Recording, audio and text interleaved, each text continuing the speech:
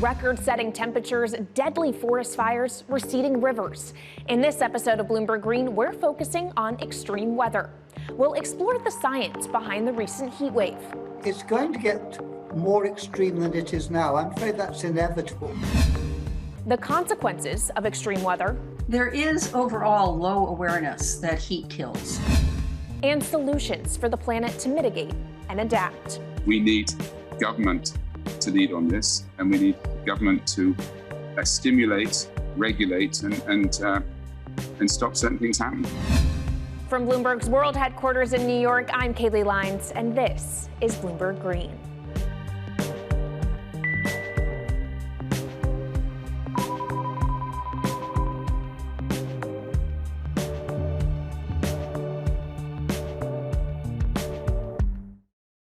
During last month's heat wave, the UK saw temperatures of over 40 degrees Celsius for the first time in recorded history.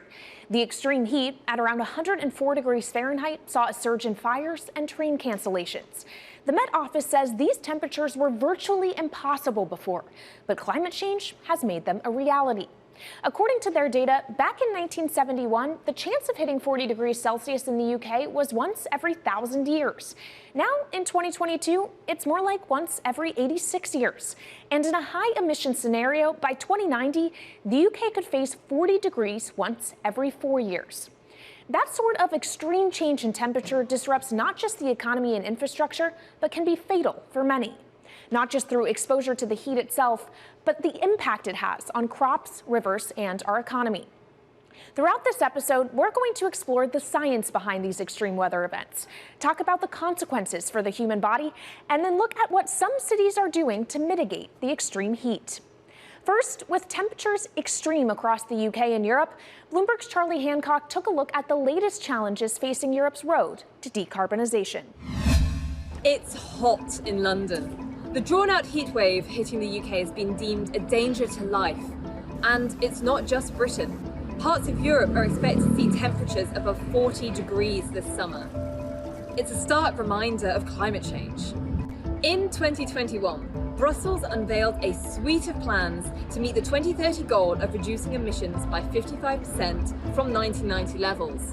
€1 trillion was set aside for sustainable investments.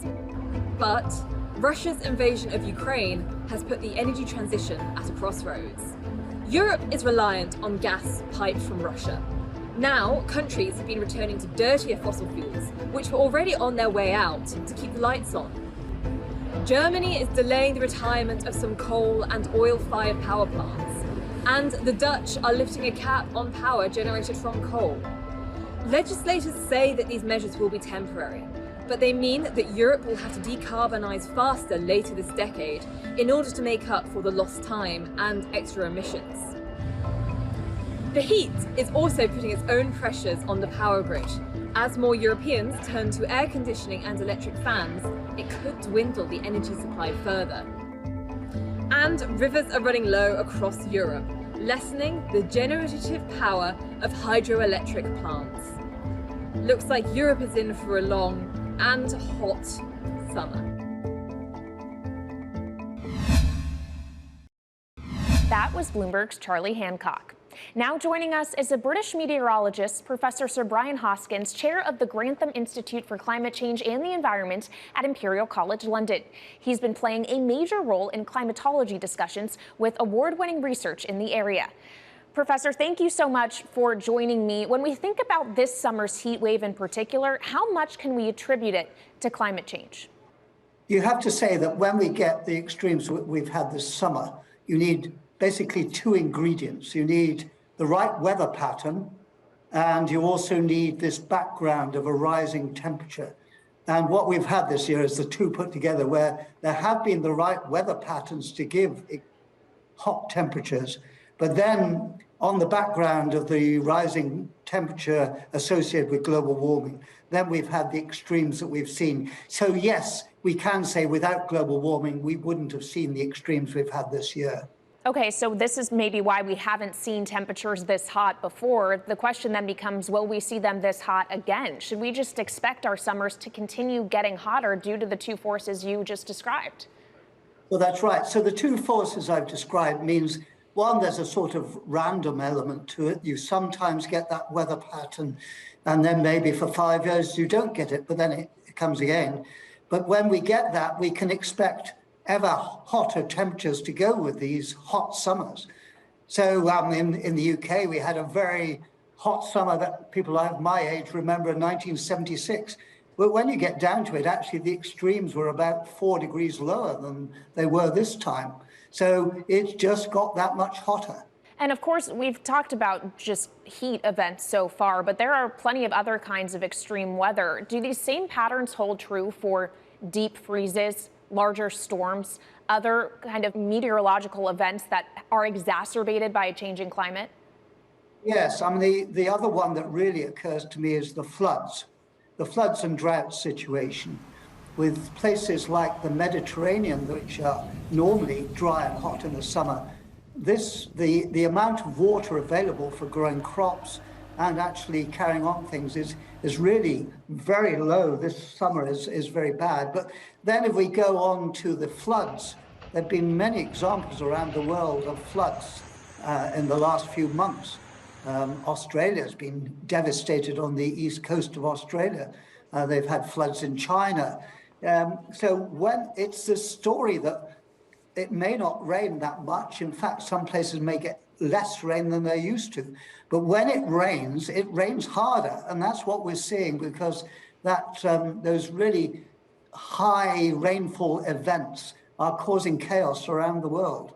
Chaos indeed, and it raises the question of corrective action or mitigation. How far gone are we in terms of damage already done to the atmosphere that some of these weather changes will be permanent? And to what extent will the pursuit of net zero, of reducing carbon emissions, actually help to ease some of these dramatic effects? Well, we've already had a dramatic impact, and the amount of carbon dioxide in the atmosphere has gone up by 50% from what it was, and that's very important in giving us the warming. And we're committed to more warming than we've had already, and the sea level is rising, and that's causing great chaos. And in fact, whatever we do, the sea level will go on rising for many centuries. However, we do have a sort of solution in our hands to keep this within bounds that we can mostly manage in most parts of the world. So if we act now, and that means now not thinking about it and saying, oh, well, it's difficult now, but we'll start in 10 years' time. If we start now and we really do say, well, the target must be, particularly for the developed world, to be down to net zero greenhouse gas emissions by, say, 2050 or so, the middle of the century, then we can stop adding to the greenhouse gases in the atmosphere. And whatever we go on adding to the greenhouse gases in the atmosphere, the climate will change. But we do have the ability to hold those greenhouse gases rises to a certain level. So the answer is in our hand. It's going to get more extreme than it is now. I'm afraid that's inevitable. But the question is, are we going to keep it within the range, the regions that we think we can manage and cope with in general? Otherwise, we are looking at a situation where I think the changing climate making life so difficult is going to lead to mass immigration, and it's going to lead to more strife between countries and inside countries. So we've just got to hold it. We can hold it now within bounds that we can probably cope with. Okay, so it's not necessarily about making things better, but preventing them from getting worse. Thank you to Professor Sir Brian Hoskins, chair of the Grantham Institute for Climate Change and the Environment at Imperial College London. And coming up, what impact does extreme heat have on our health? We'll ask an epidemiologist who studies the effects of global warming on the human body. This is Bloomberg Green.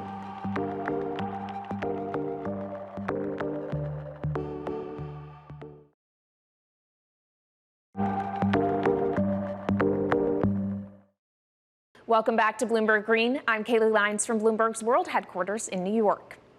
The impact of climate change has been felt in extreme weather events, with natural disasters and recent record heat waves across the globe. So let's take a more in-depth look at the consequences of rising temperatures and the effects of climate change on our bodies.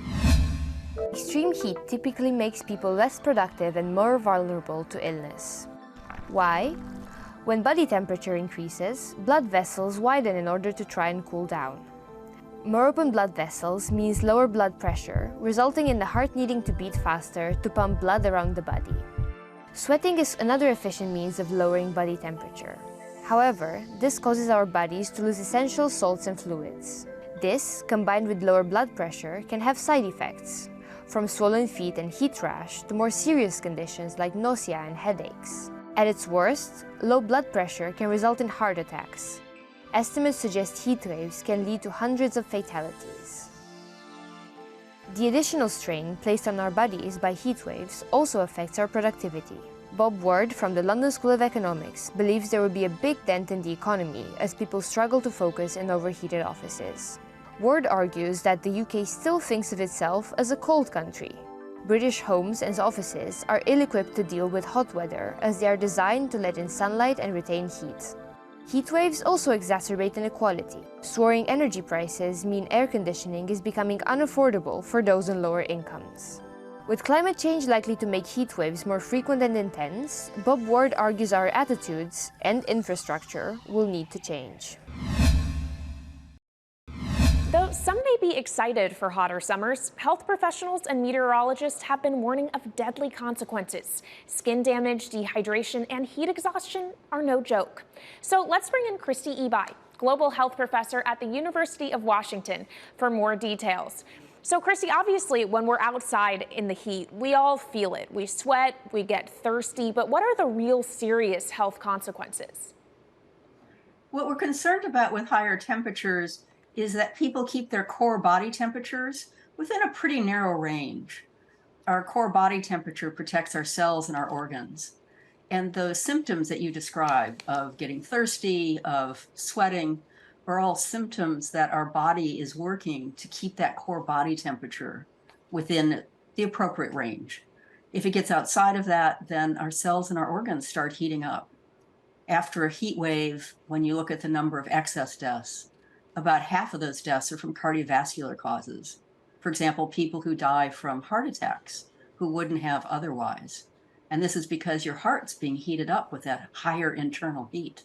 And how does that impact vary across different demographics, be it income level, age, for example?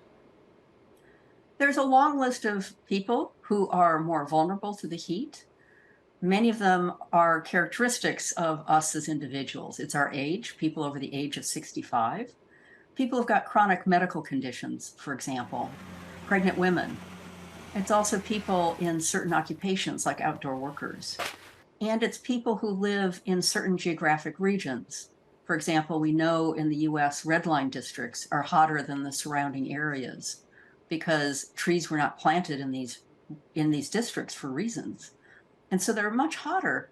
And then you'll see, of course, combinations that often people who live in red line districts could be in what are called food deserts, where they don't have access to high quality food and tend to have higher rates of chronic underlying medical conditions, which put them at even higher risk during the heat.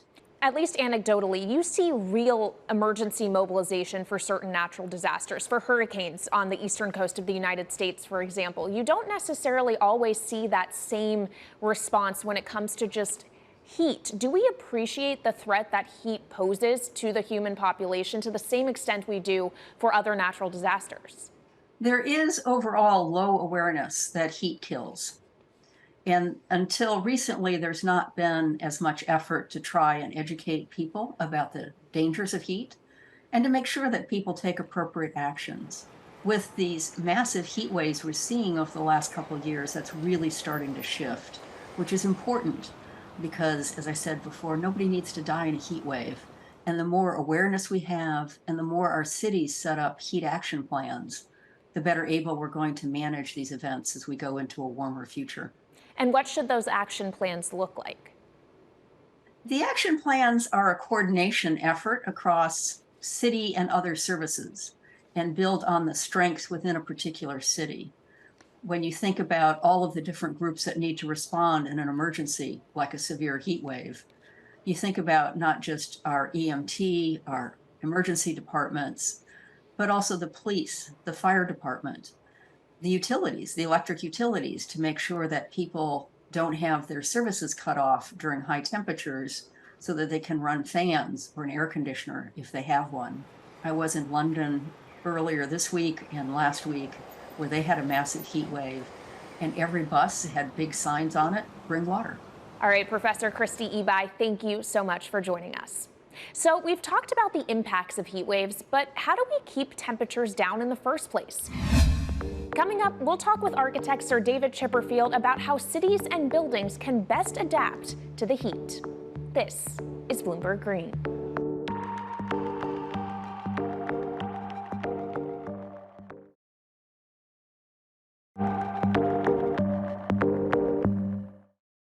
Welcome back to Bloomberg Green. I'm Kaylee Lyons from Bloomberg's world headquarters in New York.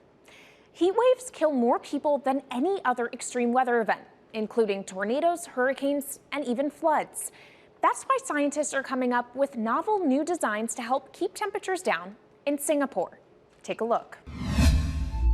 If you look at a thermal image of a city and then compare that to a map of vegetation, you'll find that where there's greenery, the temperature is lower. That's because things like asphalt, concrete, and shingled roofs absorb more heat from the sun than trees. This is the urban heat island effect, and it accounts for higher temperatures in cities, often by several degrees compared with their surroundings. It's becoming a huge risk to human health as growing urban populations exacerbate the heating effects of climate change. That's why urban heat island mitigation strategies are being studied in Singapore by a group of researchers. The government-backed project called Cooling Singapore is now in the process of combining everything they've learned to create a digital tool that can help cities all over the world, starting with Singapore. In Singapore, close to the equator, temperatures regularly rise above 32 degrees Celsius or 90 degrees Fahrenheit. And the city structures only make it worse. And that is also the case for Singapore, which is basically a concrete jungle, more urbanized, more developed city. And even in Singapore, what you have is a situation whereby there's a temperature difference of 7 degrees Celsius between the more urbanized and the more rural areas. The government has taken drastic steps to keep temperatures down. This is Gardens by the Bay, an award-winning park, and inside this greenhouse is a pleasant 24 degrees. That's because the dome, along with 24 nearby towers full of thousands of people, is chilled by what's probably the world's largest underground district cooling system. And so since 2017, researchers at Cooling Singapore have been identifying design solutions that reduce our need for so much cool air in the first place. One thing many cities have in common, and that's the importance of vegetation. That's a very important measure to mitigate the urban heat because of the shading effect, of course, and the psychological effects of the vegetation, and also because of the possible evaporative cooling effect of the vegetation. Luckily, Singapore has been striving for the garden city feel for quite some time. It was a vision initially introduced by then Prime Minister Lee Kuan Yew in 1967 to make life more pleasant for people. And today, Singapore is one of the world's greenest cities in terms of urban vegetation. Kampung Admiralty, a community centre that contains health facilities and social spaces, now provides more green space than the plot of land it was originally built on. Singapore actually has a plan to plant 1 million trees and add more green spaces over the next 10 years. It is actually a mix of wanting to reduce the urban heat island effect, but on the other hand is also to get the people to be more connected to nature. But it's not just Singapore with innovative solutions. In 2019, a group of 17 British architecture practices signed an open letter declaring a climate emergency and plan of action. Among them was the firm of Sir David Chipperfield, who joins us now to discuss how architects can help cities and buildings respond to rising temperatures. So, Sir David, thank you so much for joining me. Can we first just take stock of where we are? Are our cities and our buildings prepared for the kind of heat we are facing? No, obviously not. We have two levels at which we can operate. One is to try and build in a different way, but and the other is to mitigate where we are. So it's not an easy situation that we find ourselves in. Okay, so if you say that a lot of the work does need to come from the ground up on rethinking how we build in order to not only adapt to climate change, but mitigate it, what does that look like? What kind of buildings are those? What materials are used? How do we do it? You don't solve everything by materials, but clearly in terms of trying to address the causes, then we do have to look at different more sustainable products. But we also have to think about how we live generally and how and where we build. It's not just putting solar panels on buildings or having more natural ventilation, although those things clearly help. But we have to think the quantity of building that we do and where we do them and where we plan. If you build hundreds of small little houses all over the countryside and everybody needs to drive a car to get to them, you are, by definition, creating a problem that isn't just solved by changing window frames. So if we're really going to address the causes of global heating and energy and being unsustainable, we really have to think about how we live. Unfortunately, we can't just change out, insulation panels on ceilings and on roofs and on windows. Okay, so if it requires an entire rethink, how long does that take?